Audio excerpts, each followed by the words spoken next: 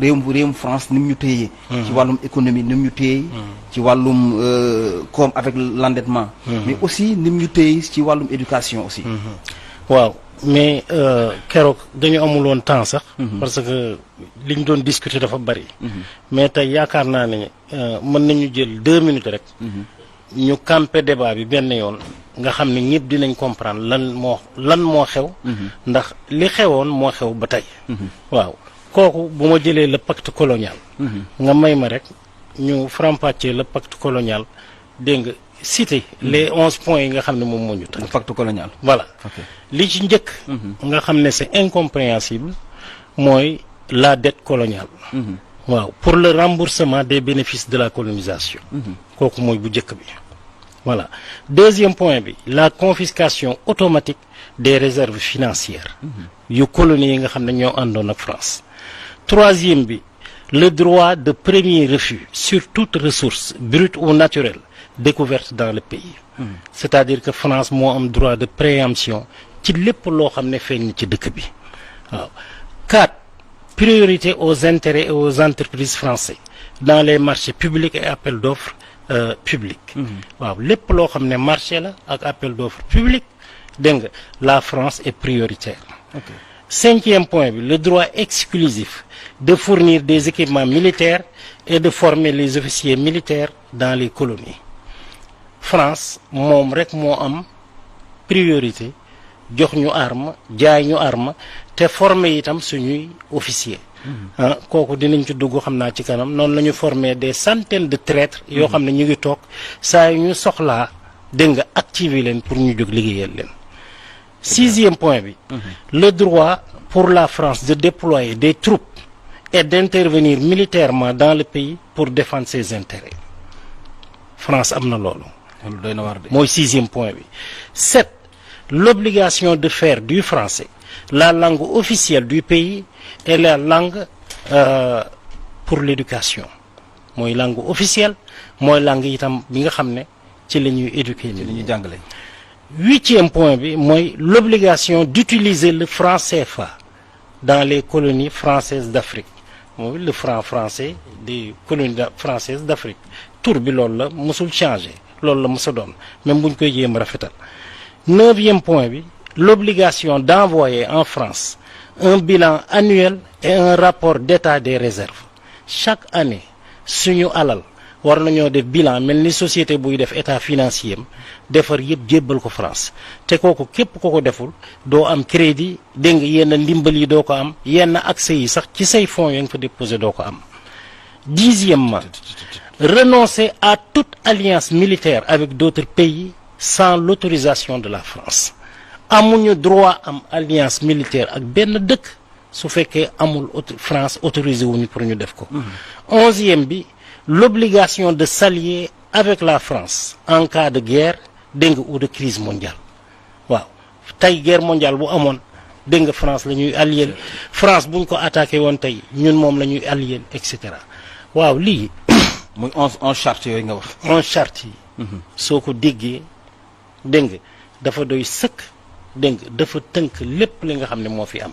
soo xoolee ñi ñuy gouverner itam nañuy doxee dégg nga indépendance ak tey dafa mel ni ñoom ñëpp ci kaw charte yi la ñuy dox guddi ak bëccëg lii moo ko indi soo seetee point yooyu nag yëpp bi ci gën a saay-saay mooy l'utilisation du franc CFA waaw mu bàyyi professeur Cheikh Oumar Diagne mu dugg dans les détails. xam nga balaa ngay bàyyi professeur Oumar Diagne. voilà mais professeur man bu ma déggee en charte yi nga tënk man vraiment man je reste sidéré dama jaaxle ci charte yooyu. rawatina fi nga wax ne ñun dañu war a def dëkk Afrique yi dañu war a def benn rapport chaque année annuel jébbal ko France.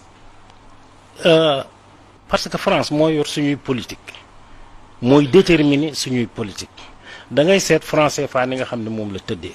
franc CFA toujours may laal franc CFA mais franc CFA daanaka nañ dama nit ñi jéggal xam nga alxuraanul karim chaque jour boo koy lire da ngay gis lu bees mais franc CFA chaque jour boo koy saytu gis leneen lu bees loo xam ne da lay gën a tiital gën laa yéem loo xam ne xamuloo ko woon waaw fi mu ne nee nañu école lañ jëm dégg nga ne France dootul toog ci conseil d'administration bu banque centrale ak droit de veto du loolu la ñu wax waaw ne suñu réserve yi sax mën nañ ko jël réserve yi ma wax la ci benn scandale réserve yi ñu ngi ko xayma ci 500 milliards de dollars fi mu nekk nii 500 milliards de dollars la France ne Afrique am na ko foofu. 500 milliards de dollars 500 milliards musuma dégg kenn ku ko contesté wala benn économiste bu ko contesté man maa ngi koy wax fii ça fait plus de 3000 milliards de dollars yoo xam ne africains yi ñoo ko moom ma nga fa. La France a l'habitude de voler aux Africains dégg nga chaque décennie wala kii ñu indi benn kii ba ñuy dévaluer nga xam ne 1 franc français 50 francs CFA la woon. ñu jékki-jékki dévaluer ñu de 50% dégg nga bi ci gën a rëy dévaluation bi nga xam ne moo gën a rëy àddina bi yëpp ñoo yuuxu les pays scandinaves ont tapé sur la table dañ ko médiatiser wu ne France vous n'allez pas faire ça xam nga bi ñu France di dem euro dañu ne 1 franc français égale 1 euro. du dëgg ñoom nañ lañ duggee. waa ñun naka la ñu demee woon ak France. 1 franc français c'était égal à combien 100 francs CFA ba ñuy dugg France bësati ñu ba ñu dem 655. c'est grave. Qu'est-ce que ça veut dire que suñu alal daanaka 500% suñu alal dañ ko sàccaale mu dem ndax la nga fi amoon amatoo ko dama dévaluer sa monnaie ba tekkeetoo loolu. c'est ce que cela veut dire voilà la ñu amoon. bu doon ay milliers de milliards d'euros la dégg nga moom moo wàññeeku ba ñu naan 500 milliards d'euros.